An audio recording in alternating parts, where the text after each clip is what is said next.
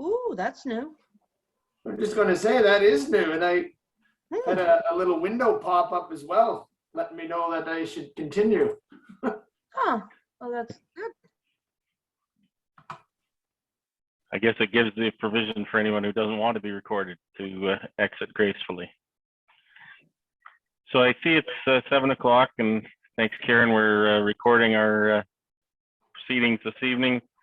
I'd like to welcome everybody to our council meeting this evening.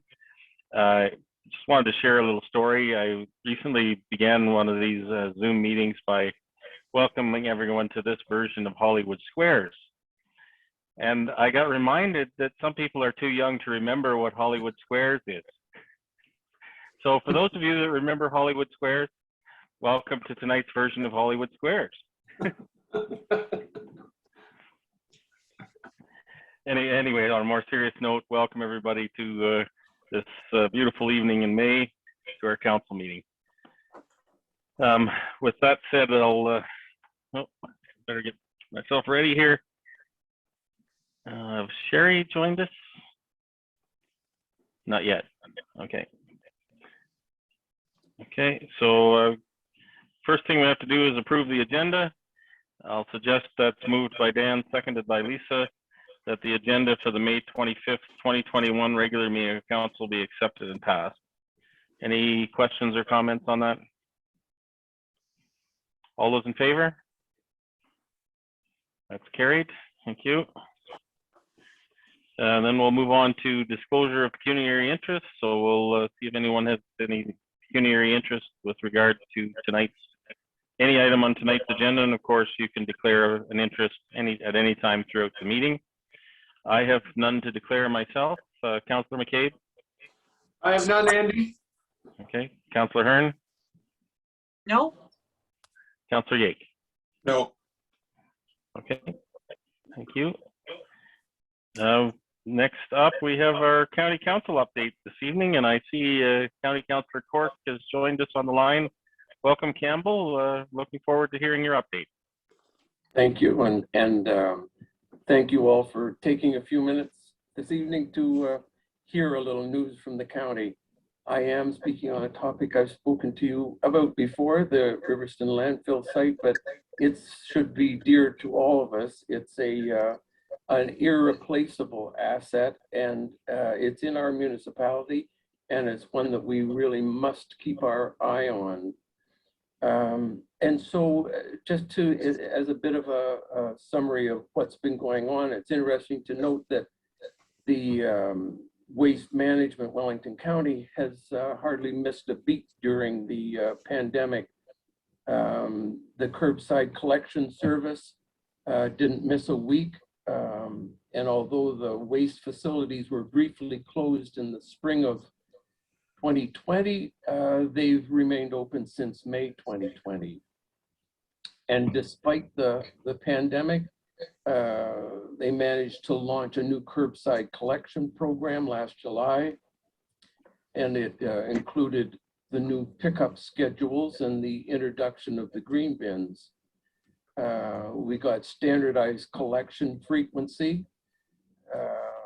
and the monthly leaf and yard waste collection at curbside in the urban areas, along with the free drop-off at the 6 waste facilities from April through November. And one just little thing that got mentioned at the last meeting, the county is also getting into selling green cone digesters that are available for pet waste that can't go into your green bin. But you'll be hearing more about that as it goes along.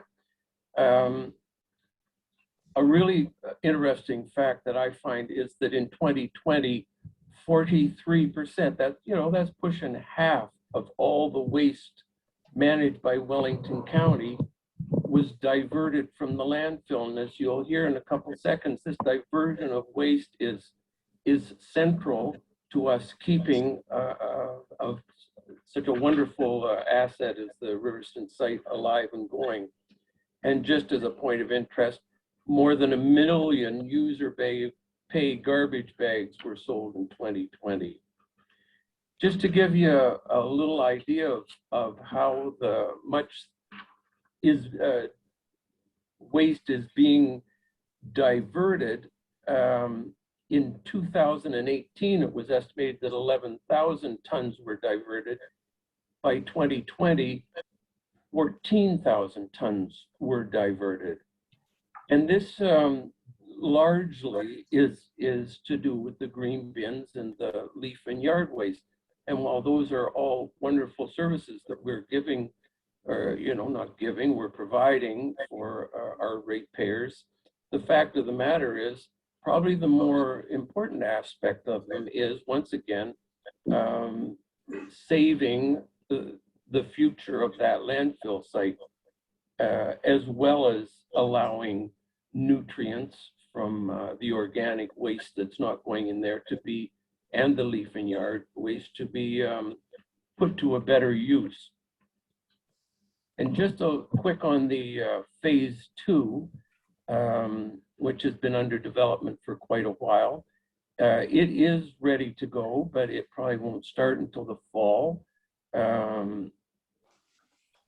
It is basically just waiting for the initial site to be topped up and finished off. And if you compare, the latest estimates have pushed from 20 years that we've got there up to closer to 30 years. And if you compare that of life left in Riverstone landfill site, and if you compare that to the provincial average that stands at 14.5 years, we're like about twice the average. And the Ontario average really depends on the United States still taking 30% of Ontario's waste. And this is really a risk to other municipalities. And 60% of the Ontario's approved capacity is contained in only 7 landfills, and 85% of the capacity is in 15 of the largest sites. And the interesting point is many of these are privately owned, which also is really concerning for a lot of municipalities who don't have a lot of landfill capacity. It's just a trend that is happening, this reliance on either privates or the US. And as we know with the United States, that could very quickly evaporate if there was some kind of a border dust up or something such as that. And we know the chances of siting a new landfill, they say it takes about 10 years, but really we'd be lucky, or anybody'd be lucky if they could get one, period. Just in comparison, Wellington County, and this really is a good news story for Wellington County, even if it's a little concerning for the rest of the province. We're in the enviable position of having that 30 years of capacity going, and it is directly a result of what we're not putting into the landfill site. So that really is, these diversion programs are important on many aspects. I guess about the only issue still facing the phase 2 of the Riverstone landfill site is going to be how the county's going to handle getting rid of their leachate and where it's going to go. In any way, that's something that's yet to be decided. In any case, I think I'm going to leave it at that. Thank you for your rapt attention. And I'm any other information that you are interested in, wellington.ca/solid waste, and it's all there. So thank you very much. And of course, if you've got a question or two. Okay. Thanks, Campbell. Any questions? Steve? Thanks for that, Councillor Cork. I got just one quick question. How is the rural garbage and recycling pickup program going here in Wellington North? Could you just say that again, Steve? What? Sure, yeah. Just how is the rural recycling and garbage pickup going in Wellington North now? Like, are you able to measure that at all, or? Well, they are in the process of measuring it, and they are hoping to come up with a real solid number. I personally haven't seen anything that would indicate, other than there seems to be uptakes that are stronger in different parts of the county. And we have been promised that there will be because they do keep track of the tonnage, and there will be a pretty clear indication once those tonnages start being meaningful. So that's not a real good answer, but it's coming. All right, thank you. Okay. Other questions for Campbell? Dan, go ahead. Just a comment, Campbell, thanks for the report. I just wanted to comment on the fact that you and I have kind of been chatting about that landfill site for almost 30 years now. And it really is a good operation down there. When you take your garbage down there, it is really, the way they separate you and they make you put it in different areas. It really is a good operation. So, kudos to the county for doing such a good job at running that facility in our municipality. Thanks, Dan. Other questions or comments? Just wanted to highlight as well, Campbell, you mentioned the importance of diversion of materials, and I totally agree that that diversion is the key to our future success and longevity of that facility. The province a number of years ago embarked on a process where the blue box items was going to be more driven by the producers of those products. And there's been some regulations in process for a number of years on there. And I think if we can finally see that to its completion, that will also help maybe drive packaging to products that are more recyclable and increase the amount of products that can move through the blue box system and not be waste as well. So I think anything any of us can do to encourage the provincial government to get on with the instituting of that program, the better off we'll all be. And that certainly will help the longevity of the landfill site as well. Thanks, Andy. That's giant, the producer responsibility part of the whole blue box thing. So that's a good point. Thanks. Okay. Any other questions or comments for Campbell? Okay, thanks very much, Campbell. Next on our item, we have a deputation. Karen, do we have Daphne on the line with us? Yes, I've just moved her in. There she is. Well, there she I'm is. here. And hear her. I'm here. Yes. Okay, so we have Daphne Ripard with us this evening. Welcome, Daphne. I understand you'd like to talk to us about trees. I would. Thank you. I don't even know where to start, but maybe a quote from Campbell from County Council would be a good place. Campbell said that climate mitigation is going to be one of the most expensive projects to come before Wellington County or any council.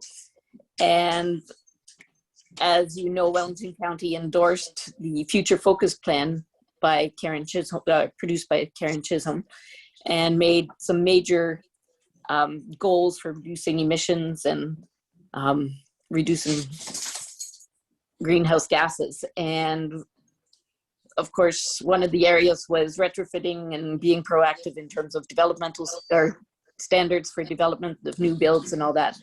So in the strategic action plan, I quote, Wellington County above all values personal well-being of its residents, employees, elected citizen representatives, and the responsibility for the county's future. And then there's a little break, but this also means the county is a good steward of the environment as it employs principles of sustainability in its daily operations and decision-making process. This means planning for, building, and maintaining vital pieces of infrastructure. And I would like to argue that trees are part of that infrastructure and that we have been negligent in maintaining that infrastructure in Mount Forest, and by extension, Wellington North. I'm very concerned about in town, when the old trees are removed, either because of retrofitting sewers and whatever water connections, and disease and age and damage from storms, whatever. There has been no attempt to replace most of those trees. And when I talk to township staff, or there's too much money involved in taking care of them. There's too much underground things. There's too many wires. There's too many this and that and the other thing. And I would like to know why other places can do this and have seen the importance of replacing these trees. They don't have to be the great big maples that we currently have. There are lots of smaller trees, pollinator-friendly trees, wildlife-friendly trees, and native trees that would enhance our streetscape, work on the climate mitigation measures that I've outlined in my proposal to council. On the agricultural side, prime example, trees for Mapleton, the importance of windbreaks and hedgerows in increasing crop yields, in decreasing erosion, mitigating climate change, have been well proven. That's another part of my concerns. The third prong would be new development. And to me, the biggest concern is clear cutting of the area where the developments will be, and not working with the environment that is there. Perfectly beautiful trees that could be incorporated into parkland within the development. The old adage of the best time to plant a tree is 20 years ago, the second best is today, is great, but why not work with what is there and respect nature? And yes, so there's so much of this tree business going on that I feel we need sort of an umbrella organization that could address some of these things. And so I would like us to follow in the steps of, for instance, Woolwich and Mapleton, who have had for at least 10 years trees for their particular municipality in place. The results they've had are amazing. The tree cover, the tree canopy, the ideal goal is 30%. I have no idea what it is in Wellington North, but it does not approach that even closely. So I know there are grants available. I've been talking with people from these organizations, but I feel we need a framework to work within, and I feel Township Council needs to be part of that, certainly in terms of communication, in terms of support, in terms of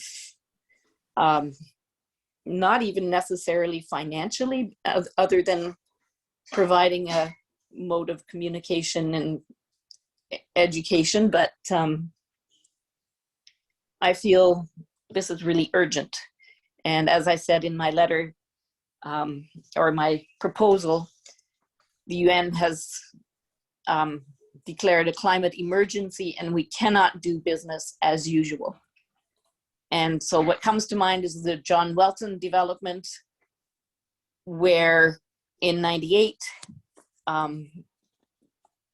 they were granted exemption from the green space clause by giving a monetary fee, whatever, to the township. I don't believe that's should be valid anymore. And we've seen with COVID, bylaws and laws have changed left, right, and center because it's been an emergency. And this too, in my mind, is an emergency.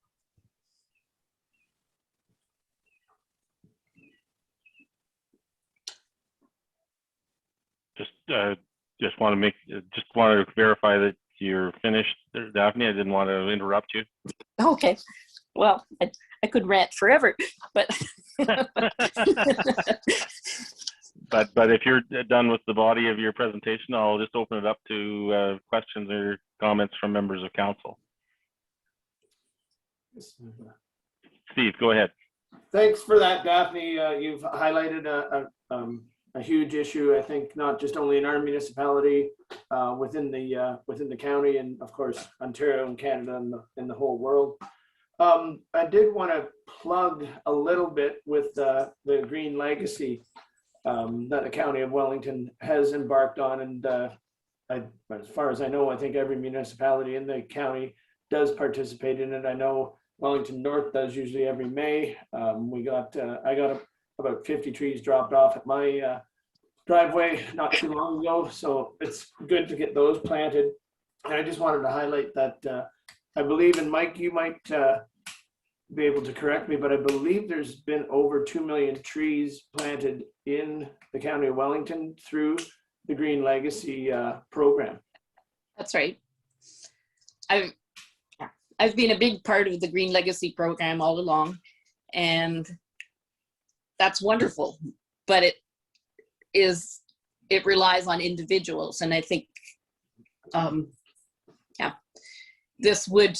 Green Legacy would be Green Legacy is a large part of Trees for Mapleton, Trees for Minto. That is one of the organizations that is involved with all of them. And I have been in touch with Rob, and and he's quite in favor of this and quite looking. In fact, Amanda Morrison, who is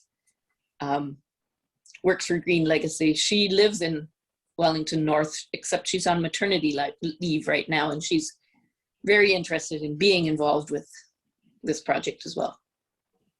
Very good. Okay. Other questions? Sorry, Lisa, go ahead. Then I'll get to you, Sherry. It's easy to get wrapped up about trees, I think. I absolutely love trees, Daphne, and you probably don't know a whole lot about me. I wasn't born and raised here, but I did plant my share of trees at the south end of Huron. I worked on the tree planting crew for the Conservation Authority, and after university, they hired me back for 2 years. So I was an agricultural technician at the Asable Bayfield Conservation Authority, and wore hip waders an awful lot. But I just wanted to take a moment to plug a program, and it's something that you didn't mention. It's something that I'm a part of, and so is the county, which is the Rural Water Quality Program. Yeah, that's actually, I have the information right here and the grants that are available and everything through that. Yeah. I sit on the review committee and the steering committee of the Rural Water Quality Program, and the county contributes $425,000 annually to that program. It's a program that's envied provincially. There are so many people that are jealous that we have it here. And as a matter of fact, our committee, we review Dufferin now. And because there just aren't the people or the will to do it in Dufferin. And the Dufferin contribution is less than 10% of Wellington counties, and it might even be 5%. Like it is minuscule compared to what our county provides. And that doesn't include what comes off of our levy and supports the Conservation Authority that provides their wages. I did spend some time on the weekend, because normally the county numbers that come out, because I sit on the committee, I have access to other numbers. So I pulled out Wellington North numbers. I did some math, and they're actually pretty astounding. So I wanted to share them with you. Over the course of the program, the Rural Water Quality Program has planted 178,279 trees here in Wellington North on farm properties. Awesome. Yeah, it's actually pretty amazing, and that covers a total of 216 actual acres. So those have been covered in trees. Yeah, which when you think about it, 200 acres is just Well, far.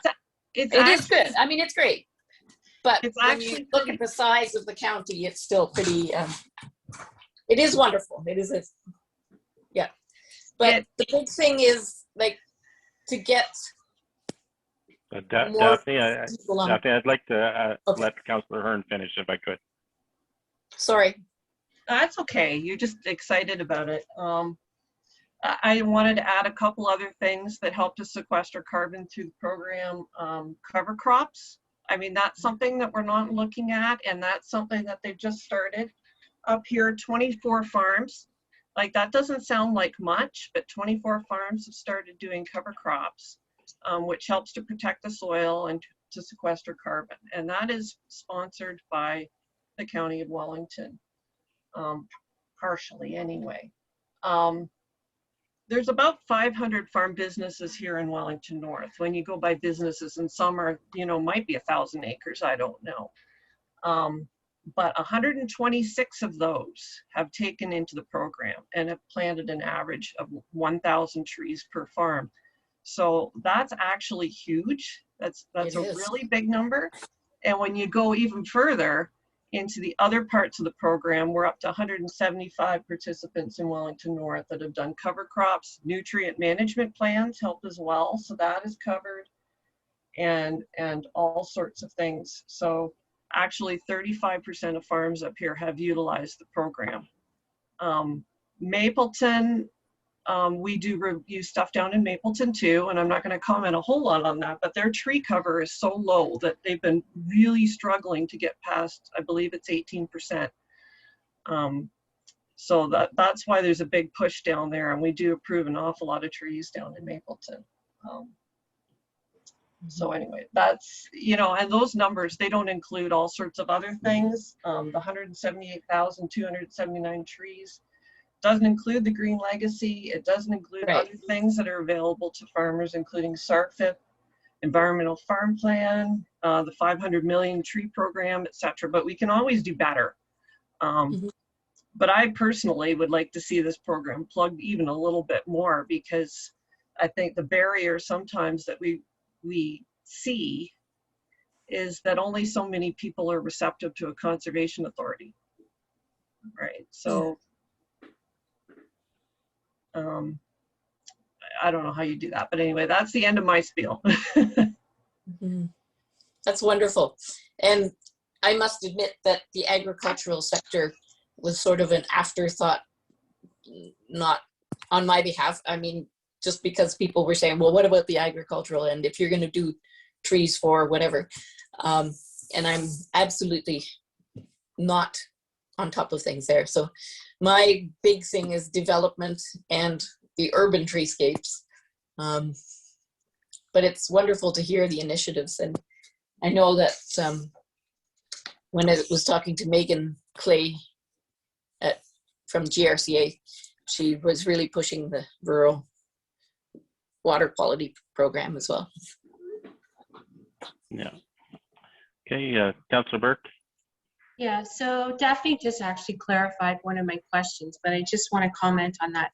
So Daphne, you're actually looking at more trees within the urban area where, for example, when a street is redone, the infrastructure underneath the road is done, and we remove a lot of large trees. You're looking to have those trees replaced. Is that correct? That's one part of it. Yes, indeed.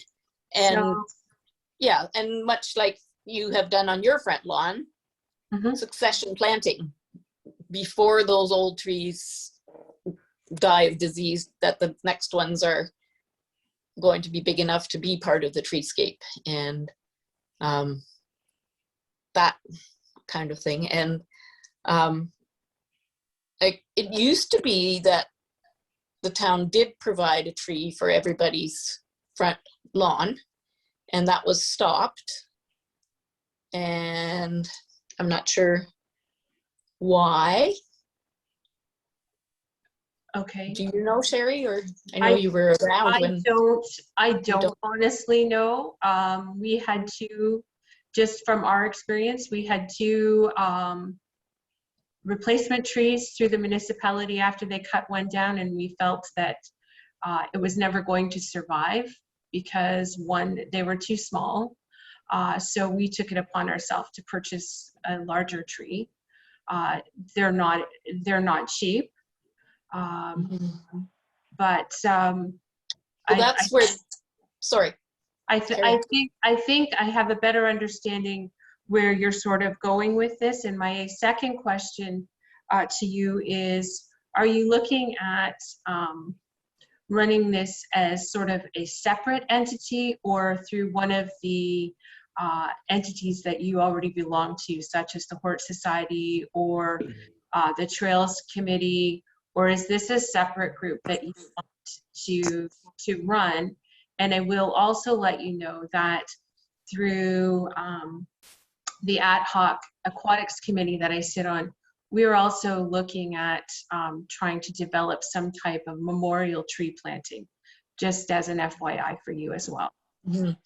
I look on it as an umbrella organization that would encompass like the Trails Committee, the Hort Society, the Green Team at the church, and anybody who's in the memorial tree, like just sort of a coordination kind of thing, so the right hand knows what the left hand's doing, that there's a plan for. Right. And I guess my follow-up question would be, is you just sort of need to know how to channel what you're trying to do so that the grants that several other councillors have spoke about here, you know how to go through the process and you know, build those partnerships, because those are the things that we all know get you some grant money from time to time. They like to see partnerships. That's exactly what I'm after, is partnership. I think that's a really good. Yep. Thank you, Daphne. Okay, other questions or comments for Daphne? Dan, go ahead. Well, Daphne, I certainly appreciate the presentation. I've seen firsthand your passion and the effort that you put into planting trees and keeping them looked after and staked and watered. I've seen it firsthand, so I certainly understand your what you're trying to say here. And I mean, I can get behind something like that. I think it's something that we as a municipality moving forward need to look at these types of things. And it might be a little outside the box. It might be a little different than what we've done in the past. But I certainly can get behind it. I think years ago, we used to purchase a number of trees, and I'm just going to throw a number out there, and I'm going to say we purchased 100 trees. And so many were dedicated to Arthur. So many were dedicated to Mount Forest to replace trees that had been cut down, and so many were allocated for the rural areas. So I'm not exactly sure what happened to that program, but again, I'm saying that I could certainly get behind it and help this idea grow and help you make sure that we see some things happen. So yeah, I just had a quick comment I wanted to share as well, Daphne. I am very familiar with the Trees for Mapleton, Trees for Minto approach, and that there was actually an effort to get Trees for Wellington North going a few years ago, which I was a part of. And the big roadblock we ran into was volunteer participation. I don't know whether you'd heard that part of the story or not. But it was really focused more on the rural aspect of it rather than the urban aspect of it. So I think from what you're saying, it's more the urban that you're concerned about at this stage. But at this stage, I think there's a lot of things happening that are positive around the climate change trees piece. I think maybe it's hard to, like, it's all happening in little bits here and there, and it's not all in one place, so to speak. But yeah, I think having the boots on the ground to make it happen, I think, is one of the major challenges that we're faced with, and figuring out how to make that work. So I think we are all in agreement that trees are important to us, not only from a climate change perspective, but from a, the aesthetic that we expect in our rural community as well. So I think we're all on board with that. I think the question is, how do we do this? What does it look like? And so I think there's some work to be done on that side of it before we get to the final destination. Any other questions or comments? Steve, go ahead. Daphne, I guess I'll ask you just straight. Are you looking to start at like a Trees for Wellington North? Is that kind of what your angle is? As I say, I'm just trying to find a vehicle by which to have a plan in place to do something. Okay. I mean, and that just seemed like not reinventing the wheel by using templates from those other committees that have worked, like Trees for Woolwich. Their first mandate was to plant 1 tree for every citizen in the township, and just to get it off the ground and get people familiar with the concept. And Right. And they now have their own nurseries and lots of people, volunteers, and they're saying that especially in the last couple of years, the interest has grown hugely. What with COVID, it's something you can do outside and whatever. And of course, the climate change thing has become more in everybody's radar, so the interest is there. And I know, I have talked to quite a few people who would be the boots on the ground. Okay. Good deal. Okay. Great. Thank you. Okay. So I think we're ready to wrap that up. Daphne, did you have any final comments you wanted to make at this point? No, I guess, I don't know. I'm not sure where you stand, I guess. Well, I think we've got to kind of figure out where we go from here with it, and that may take a little bit of time. Okay. All right. So how do you mean? Well, I don't think we don't have a plan that addresses the concerns you're talking about. This is something new that would have to be created. Certainly, I'd like to learn more about the Trees for Woolwich model. I'm familiar with the ones for Mapleton and Minto, but they have been way more focused on the rural side of it than the Right. urban. And Yeah. so how that fits into the urban environment is, for me personally, I'm not sure how that works. And I'd like to understand that a little bit better before we try to move anything too far forward, but certainly don't want to lose momentum either. Okay, so So follow I up. think we'll be looking for some more information around that urban piece. I think that's the message I'm getting from other members of council too. Okay, that's The great. urban environment does present some additional challenges that we're going to have to try to figure out. All right, thank you for your time. Okay, thanks very much. Okay, next item on our agenda here is the adoption of the minutes of the council and public meeting of May 10th. So I have a motion here, recommendation here moved by Lisa, seconded by Dan, that the minutes of the regular meeting of council and the public meeting held on May 10th, 2021 be adopted as circulated. Any questions or comments on those minutes? All those in favor? That's carried. Thank you. I don't believe we have any business arising from previous meetings, so we're on to items for consideration. So let's pull out those ones we'd like to discuss. Anybody want to lead us off? Steve? Thank you, Mayor. Through you, I would love to have a look at 5A and 5B. Okay. So that's the summer programs and the Arthur Connecting Link. Yes, thank you. Okay. Lisa, I think I saw your hand up. That was for 5B. Steve got it. Okay.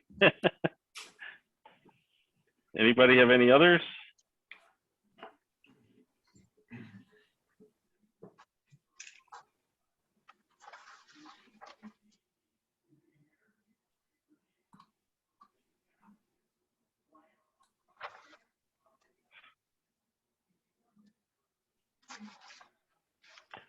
I'm going to suggest 2B as well.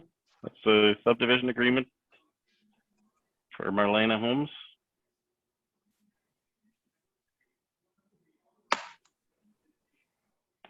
Anybody have any others?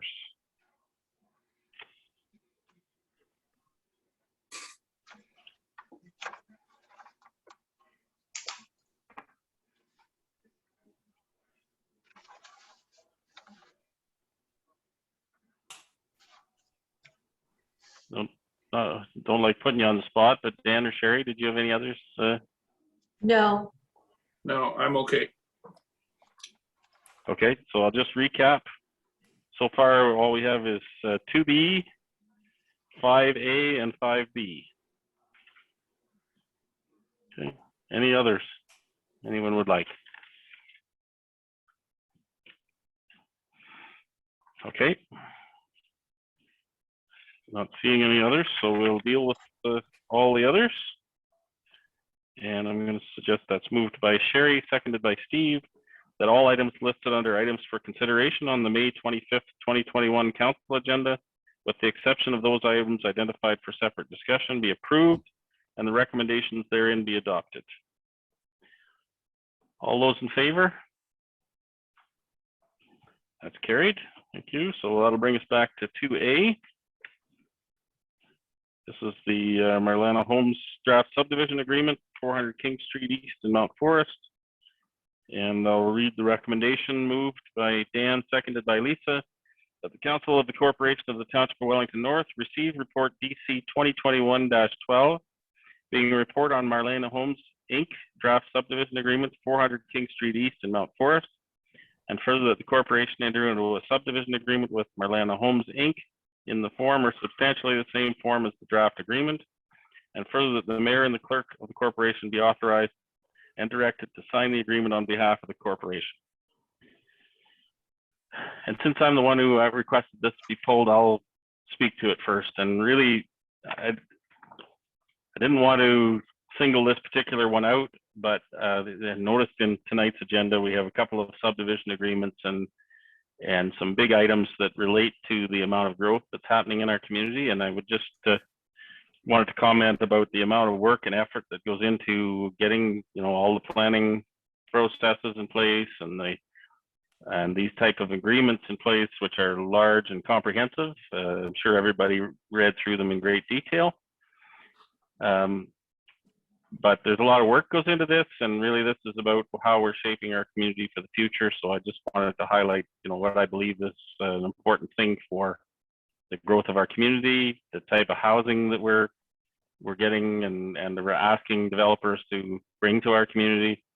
I think this is what the future is looking, at least the immediate future is looking like. So I think I just want to highlight the importance of it. So with that, open the floor for any other questions or comments. Steve? I guess I just have one comment, Andy, and it comes from the previous meeting we had just before this meeting. And when you look at Wellington North Power's projection for Arthur and Mount Forest of 800 new homes in the next while, it really pushes the fact that we have to have the infrastructure and the agreements and our policy for growth, I think is set up in the right way. And I think we're going in the right direction. Okay, thanks, Steve. Any other questions or comments?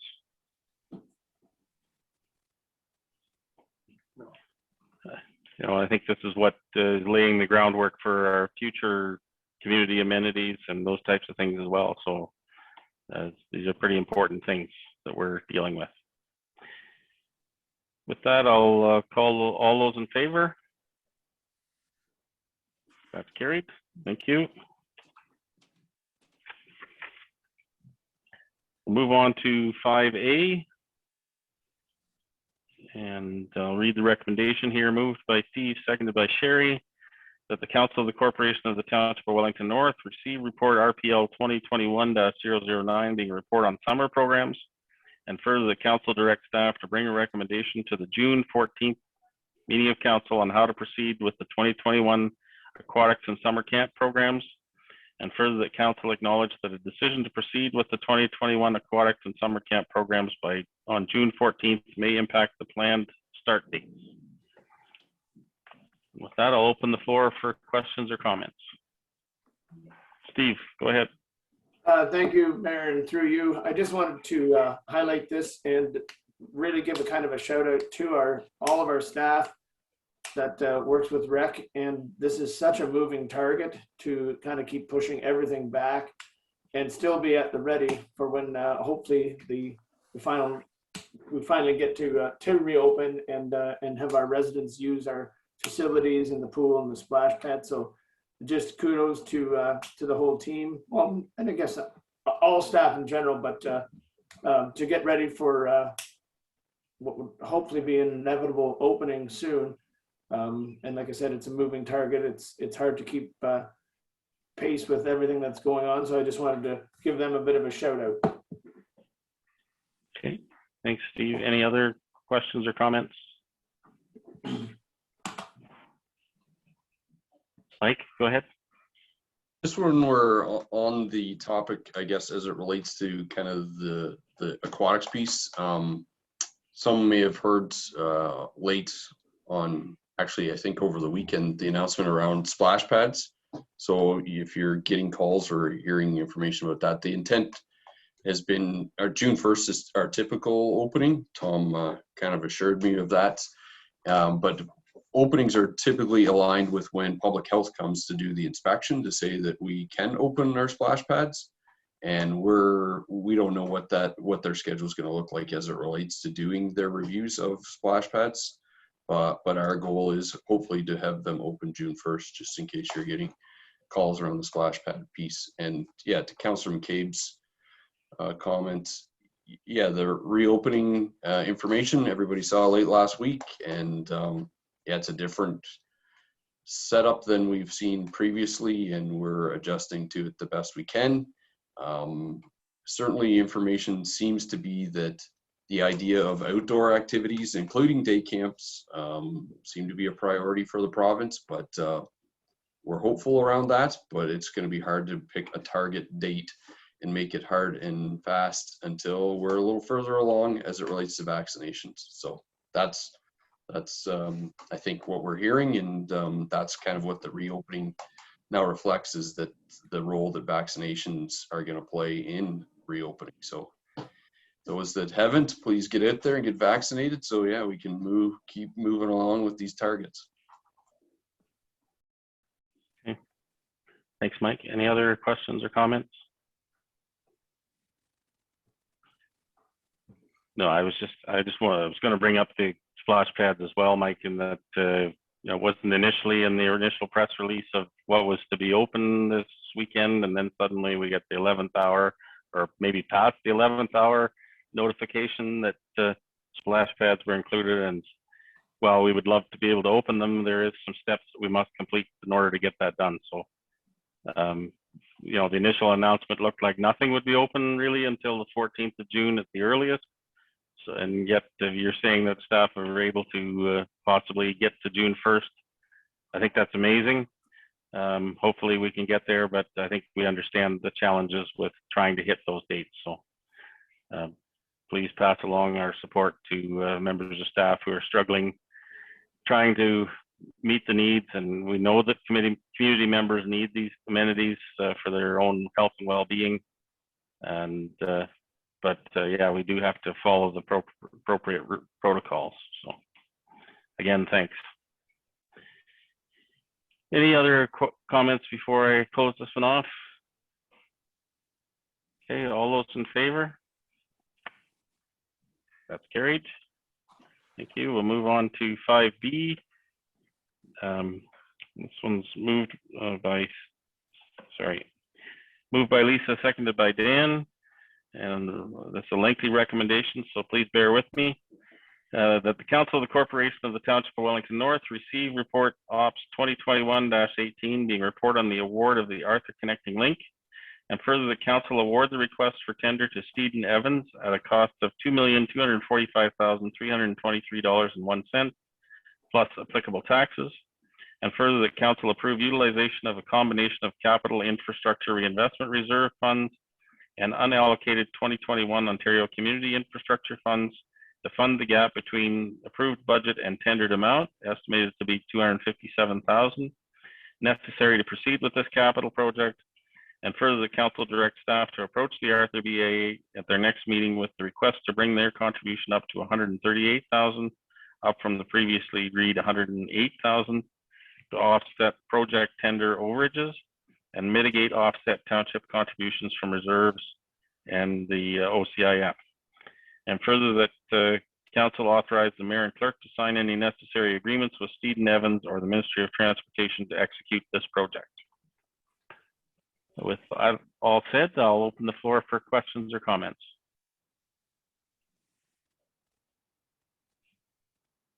Lisa, go ahead.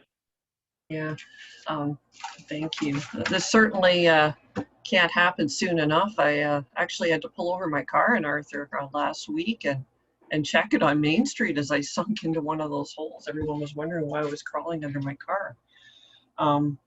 But the first, basically the two things that I wanted was an update from Matt as to how everything is going, and from Dale how this works, how this works with the BIA and the streetscape enhancements. I don't know who wants to go first. I said Matt first, so I guess Matt. Okay, Matt, go ahead. Through you, Mayor Lennox. Thanks, Councillor Hearn. Steeden Evans is on board as far as knows that this was coming for award tonight. This year, like 2020, we don't have a traditional open house associated with the project. So within the last week and a half, we've put it out on social media that the plans are out there for review. But I know Steeden Evans is anxious to get started. Yeah, and fully anticipating kind of award tonight and moving forward with the project. So really formal project conversations haven't happened yet, but after tonight, we hope that that's the case. Okay, thanks, Matt. Dale? Yeah, Mayor Lennox, through you. So just to touch on the BIA component of this, council will recall when we approved the BIA budget, we actually approved a budget for $225,000. $102,000 of that was the BIA portion, and the township advanced them a loan to cover that portion. The township was going to contribute $102,000. And then we built in $21,000 or 10% in as contingency for the BIA streetscape enhancements that were part of the Connecting Link project. So what we're recommending here, suggesting here, when we show the increase from 109 to 138, has no impact on the BIA contribution. They will still only contribute $102,000 to these streetscape improvements as per the agreement earlier. What we are suggesting is that all of the contingency funding, so the entire $21,000, be allocated to the pedestrian choker and the accessibility improvements component of the BIA project. So the other BIA projects like the outdoor gym that you've heard a lot of good buzz about, the LED sign at the Arthur Fire Hall, those are all operating on budget at this point in time, so we're not going to require any contingency funding. So part one is let's take the entire 21,000 contingency funding and put it towards the Connecting Link project. Council might also recall that when we approved the BIA budget, they were looking at establishing a community art location. And this was the alleyway between the Sussman's building and the Eclectica building. Included in the budget was $18,000 to do that as part of the Connecting Link project. But before we went to tender, the BIA pulled that project. And so that project is not going ahead. And that included, we were going to pave that alleyway, we were going to put in some bollards, we were going to improve sidewalks around that. So what we'll be suggesting to the BIA is that we take 8,000 from that project and allocate it to the other streetscape enhancements. That will still leave the BIA with $10,000 to do a community art location, TBD, in the town of Arthur somewhere. And so that's how the funding has worked. I have a discussion set up with the chair of the BIA tomorrow just to quickly run through this. And then when they have their June 16th meeting, we'll provide them with a complete list of all the expenses and everything so that they can see where they're really at. But at the end of the day, it does not increase their overall contribution or their loan or their BIA tax levy. Sorry about that long-winded ramble, but I just wanted to be clear that it doesn't cause the BIA to have to go back and raise more funds from their members. Thanks, Dale, for what you call a long-winded ramble, but for me, it provided a lot of clarity, so I appreciate that. Thank you. Any other questions, comments? Sherry, go ahead. So my question is, and I'm not sure if this is being taken care of either by the township or by the BIA and the chamber in Arthur. The main street, when that's closed, is there going to be signage saying, you know, that downtown Arthur is open, directing people to parking, similar to when we redid the main street here in Mount Forest? There was additional signage and sort of navigating and showing people how they could get to certain types of businesses. Has that been taken into consideration? I see Matt has his hand up, so go ahead, Matt. Yep, through you, Mayor Lennox. As it relates to the detour, the contract was specified with the intent of always keeping one lane open. Okay. So there's going to be one lane of traffic open. Now there is some work at Charles and George Street, and sort of some work down by Ernie's that'll be that's more involved as far as underground work. But because it's a short duration project and that one lane is going to be maintained, there hasn't been provisions related to business open, because the idea is that traffic will be able to access those businesses or will be able to drive by them. But this will be a shorter duration project than, say, what the Mount Forest underground project was. Okay, thank you. I didn't realize one lane was still going to be open. Thank you, Matt. Okay. Other questions, Steve? Thanks. Excuse me. Thanks, Mayor Lennox. I guess I have two questions, and they're probably more for you, Matt, if you don't mind. When, like Lisa had said, this can't come quick enough, and I'm hoping it starts very soon. So with that in mind, when is the start date that Steve Evans will start with the reconstruction? Yeah, through you, Mayor Lennox. I don't have a start date yet. As soon as I have one, I'll forward it along to council. But at this point, Steve Evans hasn't provided a start date. Okay. And if I could keep going. Yeah, go ahead, Steve. Thank you. With regards to keeping the one lane open during the whole construction, is there going to be a detour route at all through Arthur, like on the back streets? And if so, are there going to be, because it's fairly rural, obviously, sorry, not rural, it's a lot of homes on the detours. Wondering if there's going to be prominent speed limit signs, because there's just a lot of houses and a lot of kids in the vicinity. Yeah, through you, Mayor Lennox. Again, the intent is going to be to maintain that one lane of traffic. With construction being what it is, I don't want to guarantee that it's never going to be shut down. If it was shut down, it would be sort of a shorter duration, and the detour would be Eliza Street out to Frederick, similar to the sidewalk sale projects last year. And I just took a note here. We can put the speed radar sign out, but the first talking point with the contractor is going to be to maintain that one lane of traffic and keep them coming through downtown Arthur, because the detour is less than ideal. Thanks, Matt. Yeah, that was my kind of concern. It's not the best detour, but if we have to go that route, it should like the speed limit sign, that'd be great. Like the radar, just to make sure that you know, the speed is controlled. That's all. Thank you. Thanks, Matt. Thanks, Mayor. Okay. Any other questions or comments? Lisa, go ahead. You're muted, by the way, Lisa. Thought I unmuted it, sorry. Are we getting many comments about the Connecting Link project? There was a link on our website and everything. I'm just wondering how that's being circulated around so that people can have the best ability to comment in lieu of us not being able to have an actual open house.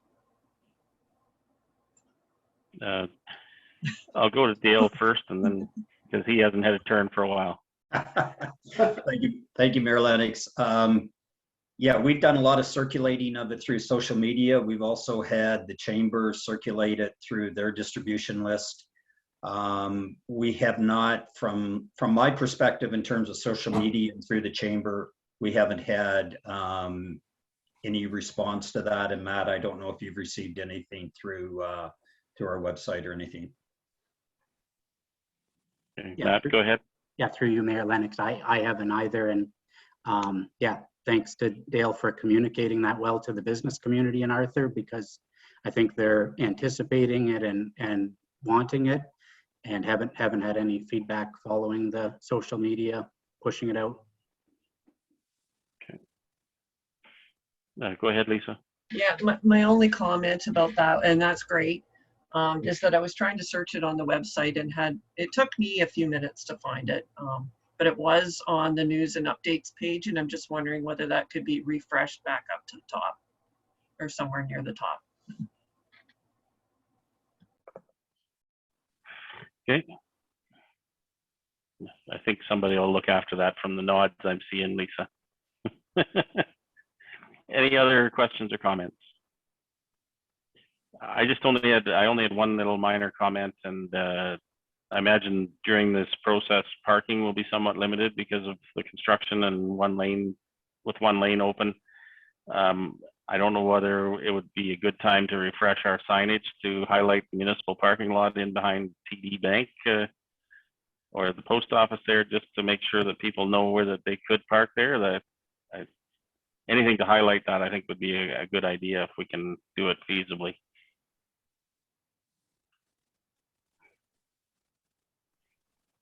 Go ahead, Matt. Yep. Yeah, that's something we can look at for sure. Even if it's just a pop-up sign, municipal parking lot with an arrow or something. I think that way people can feel that they can still stop in downtown. Any other questions or comments? Dan, go ahead. I guess over to Dale.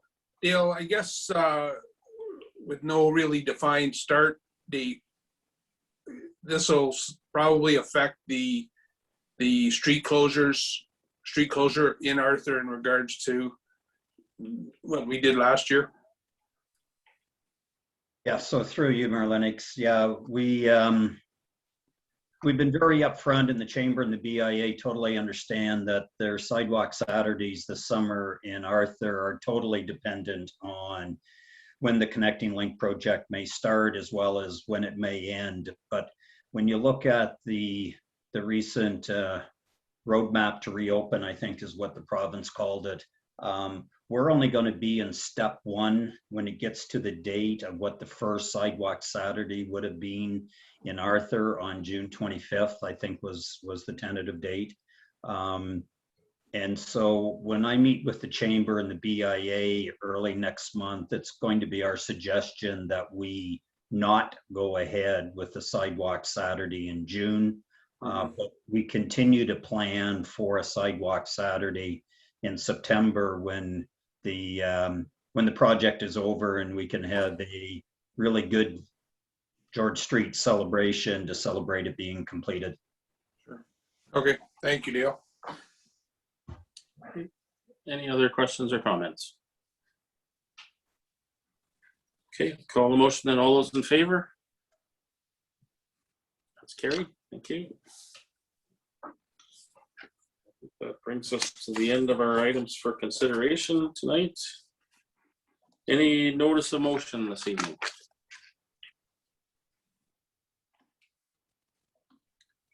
Okay, seeing none, we'll move on to community group meeting program reports. Anybody have anything they'd like to report on this evening?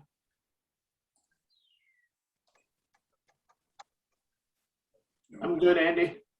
Okay, thanks, Steve. Anybody have anything, Lisa? Just really brief. We did have Mount Forest Chamber of Commerce joint meeting with the Mount Forest BIA.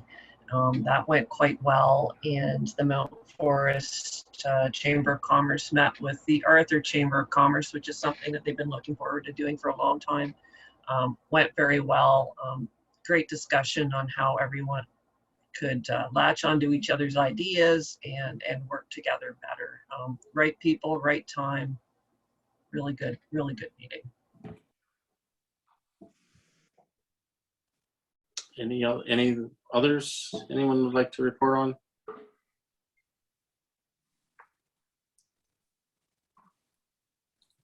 We're a quiet bunch tonight, I guess.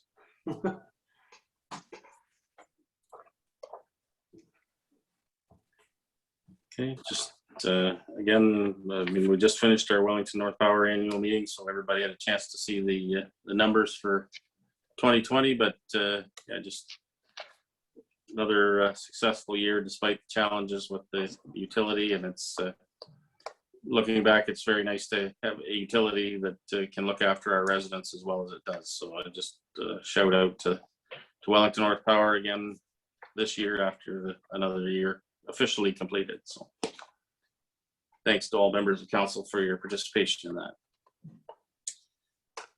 If there's nothing further, we'll move on to bylaws. And a recommendation here that moved by Sherry, seconded by Steve, that bylaw number 60-21, 61-21, 62-21, 63-21, 64-21, and 65-21 be read a first, second, and third time and enacted. Open the floor for any questions or comments on any of those.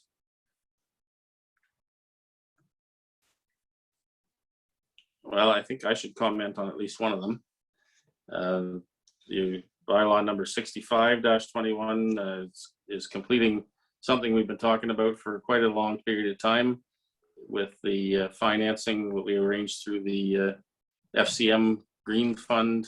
I probably have the name wrong, but through FCM, that financing was arranged to help with the sewage treatment plant in Arthur.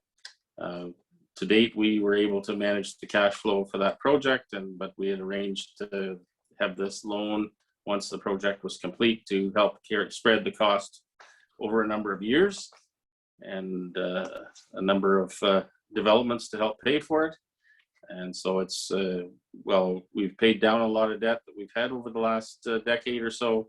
We're in a good position to take on some additional debt to help pay for that project. So I just, it's a big chunk of money relative to what we deal with on a daily basis. And I just wanted to highlight that and thank staff for all their hard work pulling that together. From my informal conversation with Mike, he indicated there was quite a number of I's to dot and T's to cross before we get to that. So it's good to be able to participate in that program and utilize that opportunity. Mike, did you want to?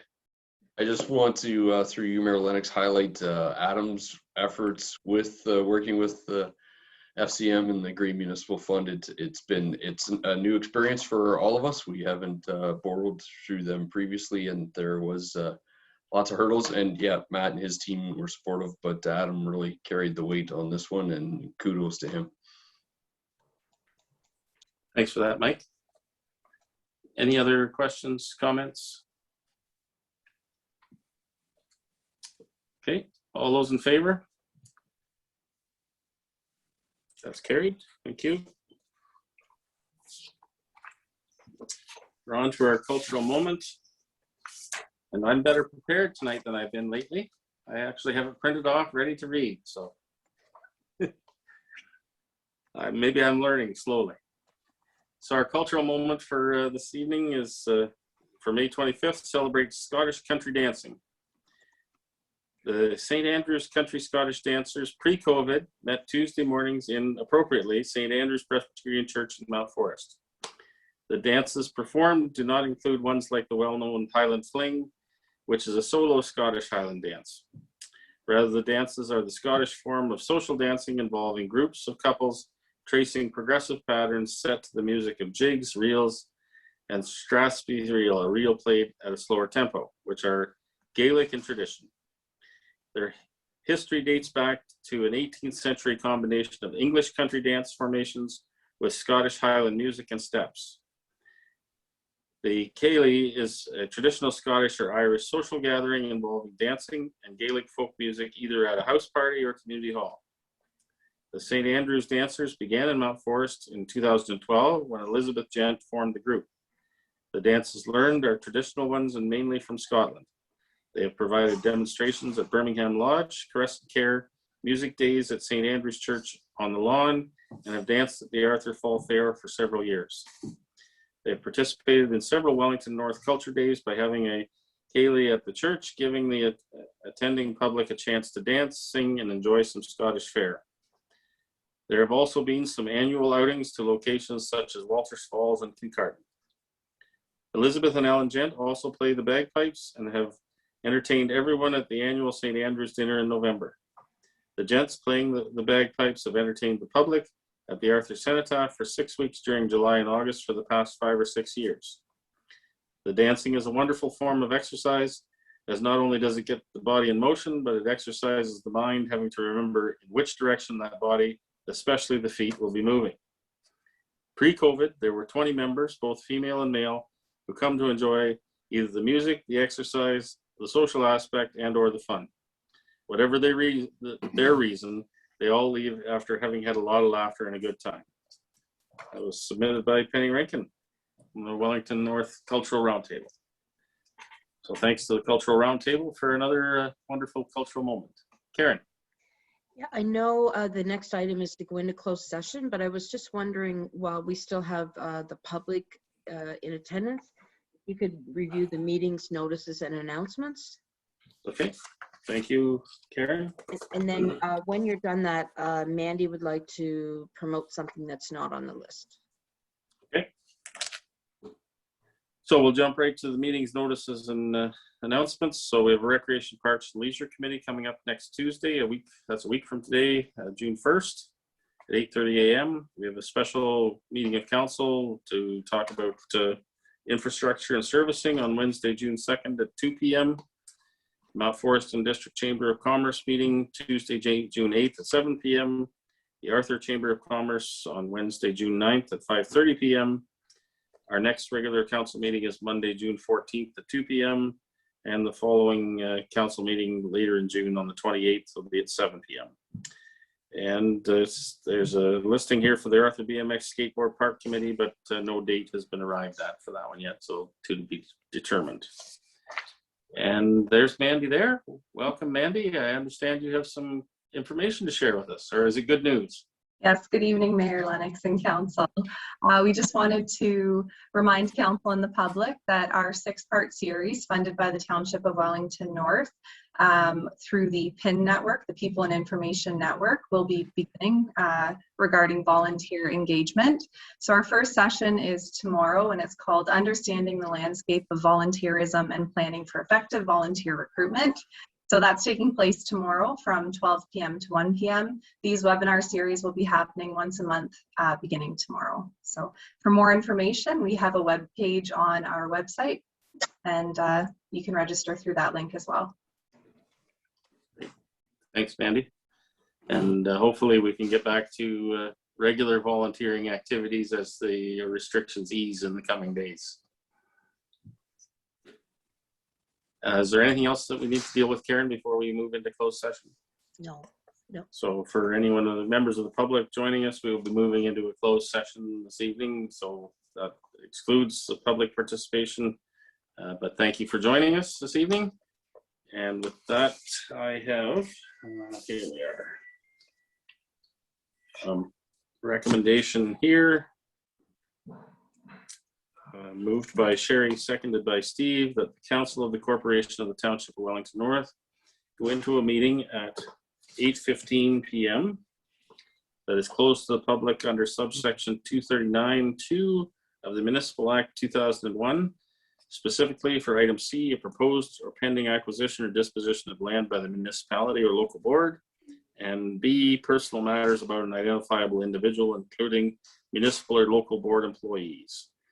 And we'll be dealing with report CAO 2021-003, Joint County Township Operations Facility Site Selection, and report CLK 2021-016, Senior of the Year nominee.